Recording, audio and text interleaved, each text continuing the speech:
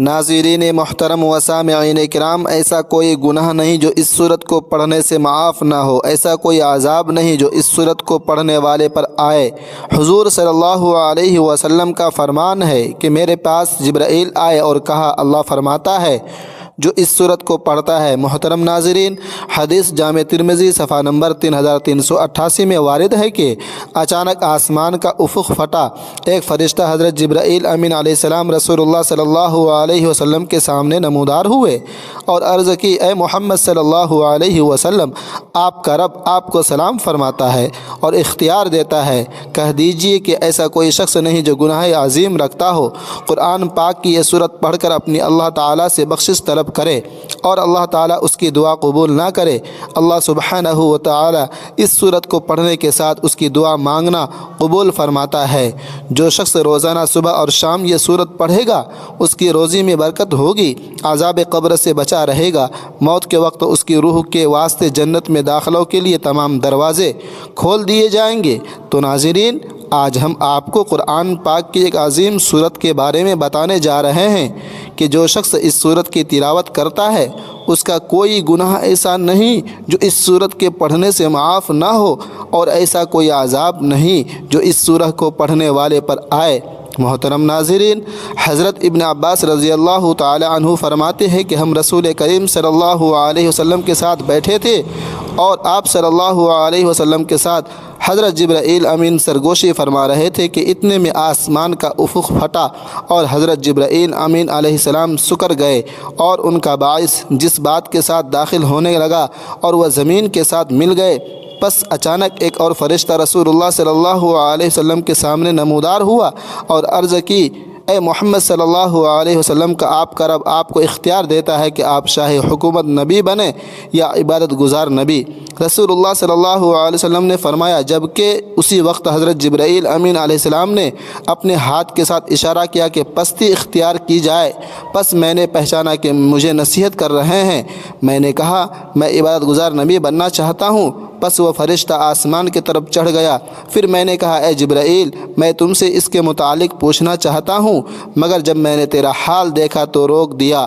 اے جبرائیل، یہ کون تھا؟ عرض کیا، یہ اسرافیل علیہ السلام تھے۔ جس دن اللہ تبارک و تعالیٰ نے انہیں پیدا فرمایا، تب سے یہ خدا تعالیٰ کے حضور سب بستہ کھڑے ہیں اور خدا تعالیٰ کے سامنے کبھی نظر نہیں اٹھائی۔ اس کے اور رب کے درمیان نور کے 70 حجاب ہیں، کوئی نور بھی ایسا نہیں مگر جب یہ اس کے قریب ہو جائے تو جل جائے۔ لوح محفوظ اس کے سامنے ہیں۔ جب اللہ تعالیٰ آسمان یا زمین میں کسی کا حکم دیتے ہیں تو لوح محفوظ بلند ہو جاتا ہے، بس یہ اپنی پیشانی کو حرکت دیتے ہیں اور اس میں نظر کرتا ہے۔ اگر وہ حکم میرے متعلق ہو تو یہ مجھے حکم دیتا ہے، اور میکائیل علیہ السلام کے متعلق ہو تو اسے حکم دیتا ہے، اور اگر ملک الموت حضرت عزرائیل علیہ السلام کے متعلق کوئی پیغام ہو تو یہ اسے حکم دیتا ہے۔ نبی کریم صلی اللہ علیہ وسلم نے فرمایا کہ حضرت میکائیل علیہ السلام کس کام پر مامور ہیں؟ عرض کیا، نباتات پر۔ میں نے کہا کہ ملک الموت کس کام پر مقرر ہیں؟ عرض کیا کہ روح قبض کرنے پر۔ حضرت جبرائیل امین علیہ السلام نے عرض کی کہ میں نے گمان کیا کہ اسرافیل علیہ السلام کے اترنے کے متعلق قیامت قائم ہونے کا وقت آ پہنچا ہے، اور آپ نے جو میرا حال دیکھا تھا یہ قیامت کے قائم ہونے کے خوف سے تھا کہ شاید حضرت اسرافیل علیہ السلام آپ صلی اللہ علیہ وسلم کے پاس قیامت قائم ہونے کی اطلاع دینے کے لیے نازل ہوئے ہیں۔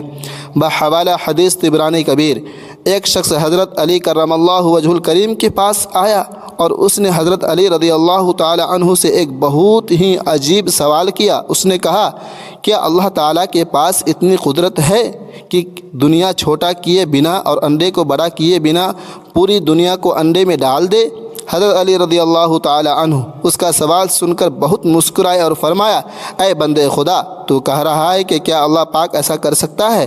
مگر اللہ نے ایسا کر دیا ہے، مگر تجھے خبر نہیں؟ وہ شخص بہت حیران ہوا اور کہا اٹھا، وہ کیسے؟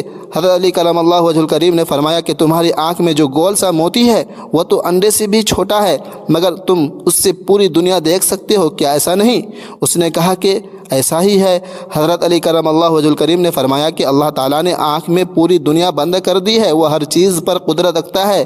ایک عورت امیر المؤمنین عمر بن خطاب رضی اللہ تعالیٰ عنہ کے پاس آئی اور کہا کہ میں نے اپنے شوہر سے زیادہ اچھا کوئی مرد نہیں دیکھا، رات بھر عبادت کرتا ہے، نماز پڑھتا ہے اور اللہ کی پاکی بیان کرتا ہے، وہ دن بھر نفلی روزہ رکھتا ہے۔ چنانچہ حضرت عمر فاروق رضی اللہ تعالی عنہ نے اس کے مرد کی تعریف کی اور دعائیں دی اور وہ شرما کر جانے لگی۔ تو حضرت عمر رضی اللہ تعالی عنہ کے پاس بیٹھے حضرت کعب رضی اللہ تعالی عنہ نے کہا، دراصل اس عورت نے آپ تک اپنے خاوند کی شکایت پہنچائی ہے کہ آپ اس کے شوہر سے اس کا حق دلائیں۔ حضرت عمر فاروق رضی اللہ تعالی عنہ نے بات کی تہ تک پہنچتے ہوئے حضرت کعب رضی اللہ تعالی عنہ سے ہی فیصلہ کروانے کو کہا۔ تو انہوں نے کہا کہ اس کے شوہر کو اگر نفل عبادت کا شوق ہے تو 3 دن نفل عبادت کے لیے رکھے اور 1 دن اور رات اس پر اس کی بیوی کا حق ہے۔ حضرت عمر فاروق رضی اللہ تعالی عنہ اس فیصلے سے بہت خوش ہوئے اور ان کو بصرہ کا قاضی مقرر فرما دیا۔ ایک مرتبہ کا ذکر ہے کہ بنی اسرائیل کی ایک عورت بڑی عابدہ تھی اور بادشاہ کی بیٹی تھی۔ ایک شہزادے نے اس سے منگنی کی درخواست کی تو اس لڑکی نے نکاح کرنے سے انکار کر دیا۔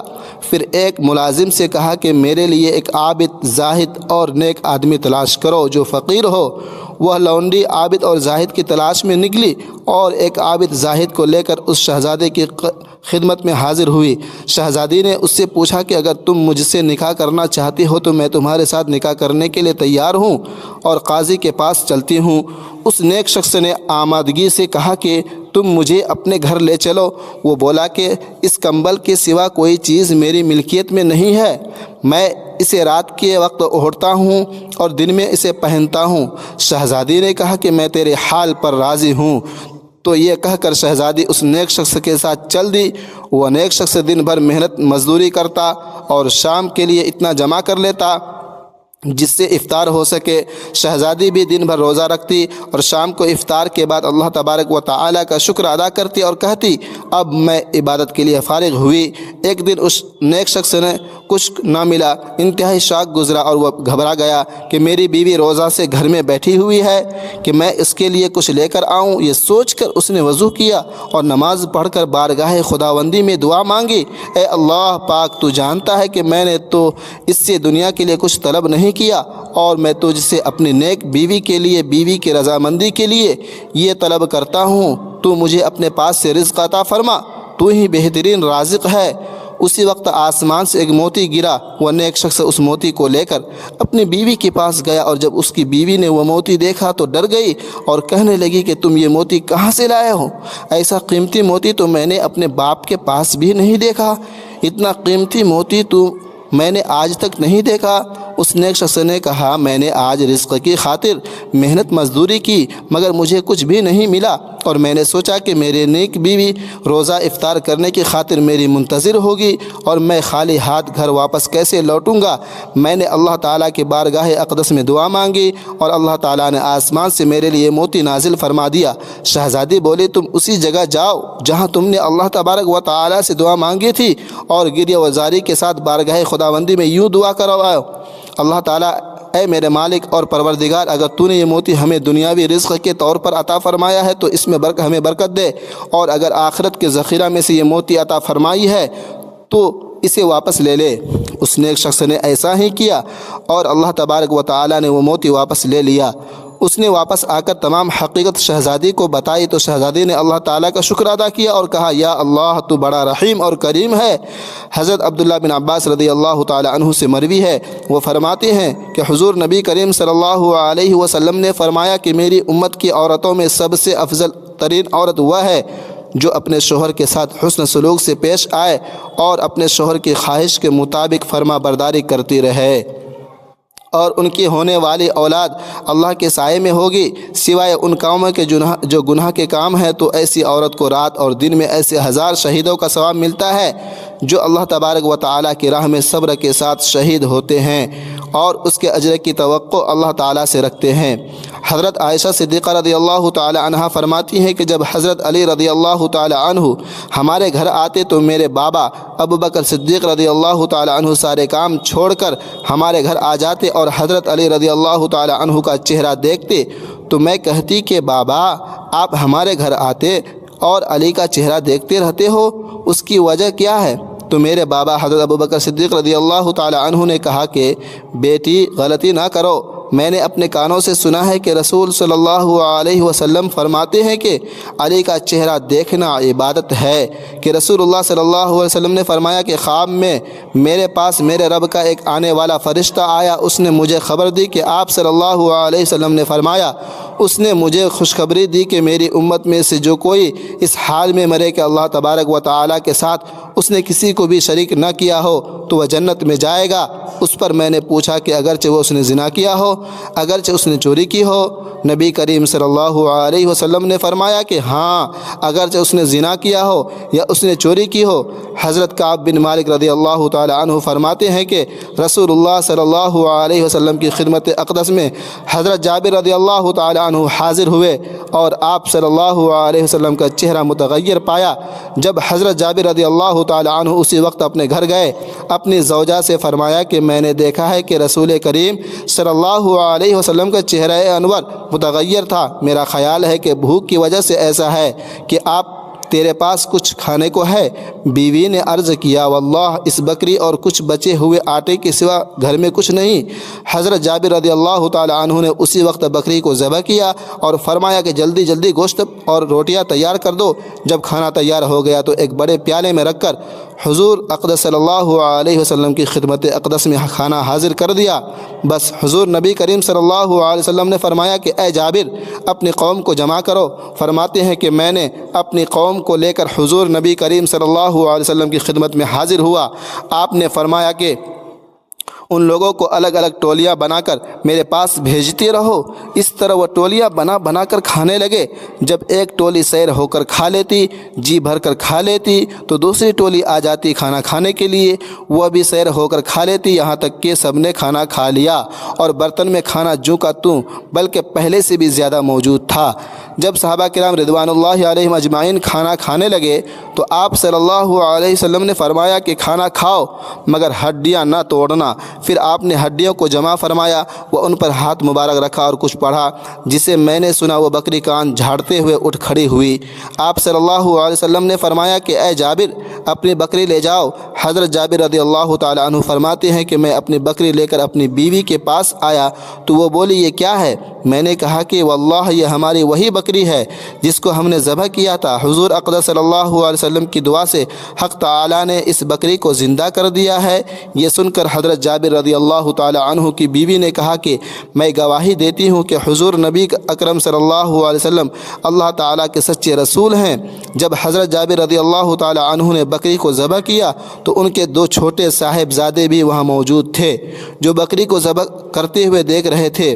جنہوں نے بکری ذبح ہوتی ہوئی دیکھی وہ دونوں چھری لے کر چھت پر گئے۔ بڑے بیٹے نے چھوٹے بیٹے سے کہا کہ آؤ میں تمہارے ساتھ ایسا ہی معاملہ کروں جیسے ہمارے والد گرامی نے کیا، اور گلے پر چھری چلا دی اور نادانی میں اس کو ذبح کر دیا اور اس کا سر تن سے جدا کر دیا۔ جیسے بچوں کی ماں نے اس منظر کو دیکھا تو فوراً بھاگی اور بڑا بچہ ڈر کر بھاگا اور خوف سے چھت سے گرا اور مر گیا۔ حضرت جابر رضی اللہ تعالی عنہ کی زوجہ نے دونوں بچوں کی لاشوں کو اٹھایا اور اندر لا کر رکھ دیا، اس خیال سے کہ شور اور واویلا نہ کیا کہ کہیں اس سے نبی کریم صلی اللہ علیہ وسلم پریشان نہ ہوں اور یہ دعوت بے وجہ ضائع نہ ہو جائے۔ نہایت ہی صبر و استقلال کے ساتھ بچوں پر کپڑا ڈال دیا، اس بارے میں کسی کو بھی پتہ نہ چلا، حتیٰ کہ حضرت جابر رضی اللہ تعالی عنہ کو بھی پتہ نہ چلا۔ اگرچہ دل صدمے سے نڈھال اور خون کے آنسو رو رہا تھا مگر اس کے باوجود چہرے پر کوئی پریشانی نہ تھی، بلکہ چہرے کی تازگی کو برقرار رکھا اور کھانا پکایا۔ جب رسالت مآب حضور اقدس صلی اللہ علیہ وسلم تشریف لائے، کھانا تیار کیا گیا تو اس وقت حضرت جبرائیل امین علیہ السلام حاضر خدمت ہوئے اور عرض کیا یا رسول اللہ صلی اللہ علیہ وسلم حضرت جابر رضی اللہ تعالی عنہ کو حکم دے کہ وہ اپنے صاحبزادے کو بلا لے تاکہ وہ بھی آپ صلی اللہ علیہ وسلم کے ہمراہ کھانا کھانے کا شرف حاصل کرے۔ آپ صلی اللہ علیہ وسلم نے فرمایا کہ اے جابر اپنے فرزند کو فوراً بلاؤ۔ حضرت جابر رضی اللہ تعالی عنہ فوراً باہر تشریف لائے اور اپنی زوجہ محترمہ کو فرمایا کہ بچوں کو بلاؤ تاکہ حضور اقدس صلی اللہ علیہ وسلم کے ساتھ کھانا کھائے۔ انہیں حضور صلی اللہ علیہ وسلم بلا رہے ہیں۔ انہوں نے عرض کیا کہ بچے موجود نہیں؟ حضرت جابر رضی اللہ تعالی عنہ نے آ کر حضور نبی محترم صلی اللہ علیہ وسلم کی خدمت اقدس میں عرض کیا، یا رسول اللہ صلی اللہ علیہ وسلم، بچے گھر میں موجود نہیں ہیں۔ اس پر نبی اکرم صلی اللہ علیہ وسلم نے فرمایا کہ اے جابر، اللہ تعالیٰ کا حکم ہے کہ جلدی بچوں کو بلا لاؤ۔ حضرت جابر رضی اللہ تعالی عنہ دوبارہ اپنی زوجہ محترمہ کے پاس آئے اور فرمایا کہ اللہ تعالیٰ کا حکم ہے، اس لیے بچوں کو جہاں بھی ہے جلدی بلا لاؤ۔ بچوں کی ماں جو پہلے ہی غم سے نڈھال تھی، آنسو کے سمندر کو آنکھوں میں سمائے ہوئے صبر و استقلال اور حوصلے کے ساتھ حضور پور نور رحمت عالم صلی اللہ علیہ وسلم کی دعوت کر رہی تھی، اس نے جب یہ سنا تو آنسوؤں کا وہ سمندر جو بڑی مشکل سے رکا ہوا تھا وہ آنکھوں سے چھلک پڑا اور روتے ہوئے عرض کیا کہ میں اب اپنے بچوں کو نہیں بلا سکتی۔ حضرت جابر رضی اللہ تعالی عنہ نے فرمایا کہ روتی کیوں ہے؟ آخر وجہ کیا ہے؟ کیا بات ہے؟ مجھے بتاؤ تو صحیح۔ غموں سے نڈھال ماں حضرت جابر رضی اللہ تعالی عنہ کو کمرے کے اندر لے گئی اور دونوں شہزادوں کی لاشوں سے چادر ہٹائی اور عرض کیا کہ یہ کب کے اس دنیا سے جا چکے ہیں۔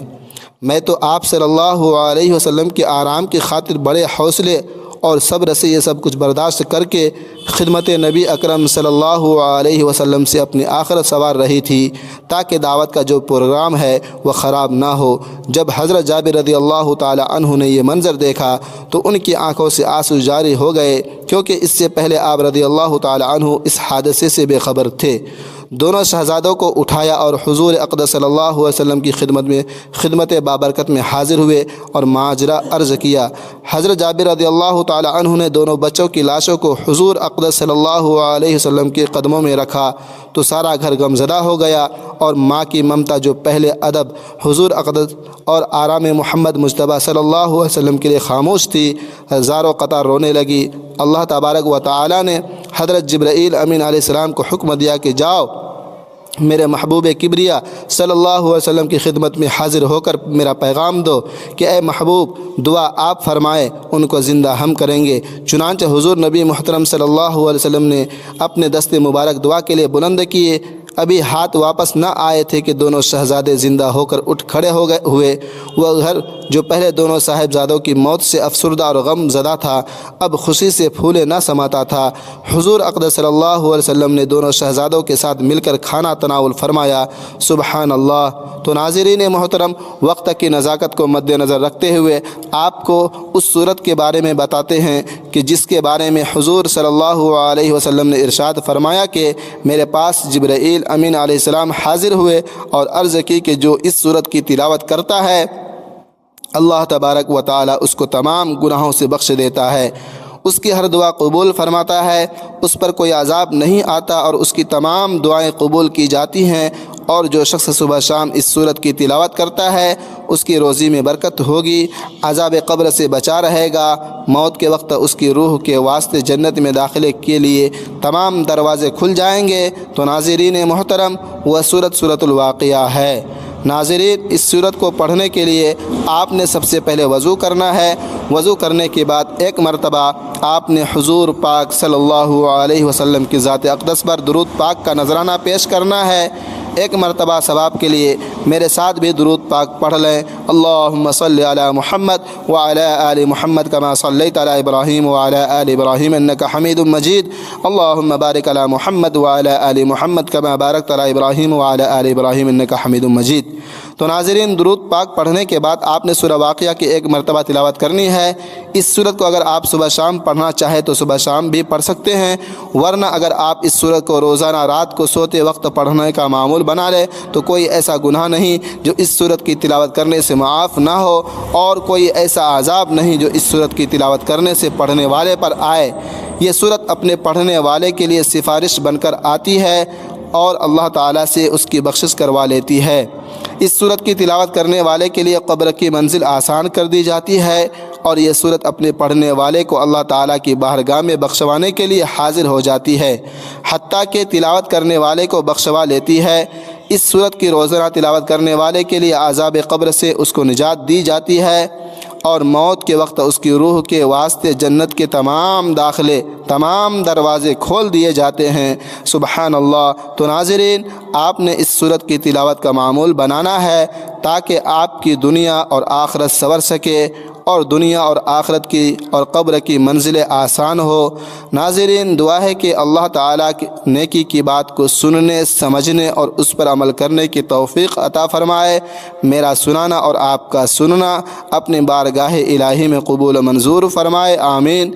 ناظرین، گزارش ہے کہ اللہ تبارک و تعالیٰ کے 99 ناموں میں سے کوئی ایک نام لکھ کر کمنٹ سیکشن میں ضرور شیئر کرے۔ اللہ تعالی ہم سب کا حامی و ناصر ہو، آمین۔ جزاک اللہ تبارک و تعالی